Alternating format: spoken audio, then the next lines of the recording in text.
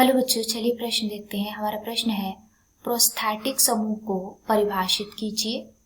Enzyme के दो जैविक लक्षण लिखिए। आइए समझते हैं। बच्चों, सबसे पहले हम अपने प्रश्न की मुख्य अवधारणा देखेंगे।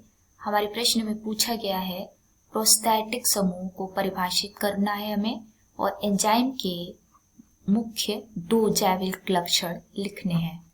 आइए देखते हैं। मुख्य अवधारणा, हमें एंजाइम के बारे में जानना है। एंजाइम क्या होते हैं, आइए समझते हैं। बच्चों, अगर हम एंजाइम की बात करें, एंजाइम की, तो एंजाइम जो होते हैं वो प्रोटीन से बने जैविक उत्प्रेरक होते हैं। प्रोटीन से बने क्या होते हैं?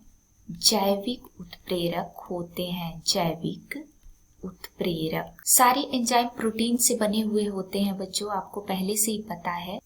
एंजाइम में कभी कभी क्या जुड़ा होता है? अप्रोटीन भाग क्या होता है?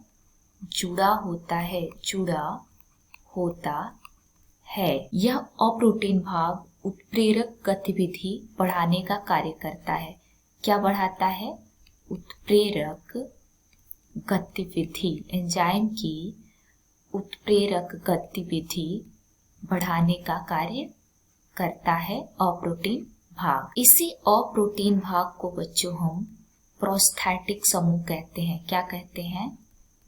प्रोस्थेटिक समूह। प्रोस्थेटिक समूह संयुग्मी प्रोटीन होता है जो जल अपघटन से उत्पन्न होता है, और यह जैविक कार्यों को नियंत्रित करता है। एंजाइम के जैविक कार्यों को नियंत्रित करता है कौन? प्रोस्थेटिक समूह। अगर हम एंजाइम के जैविक लक्षण देखें, एंजाइम के जैविक लक्षण तो निम्न प्रकार के जैविक लक्षण एंजाइम में पाए जाते हैं। सभी एंजाइम रासायनिक रूप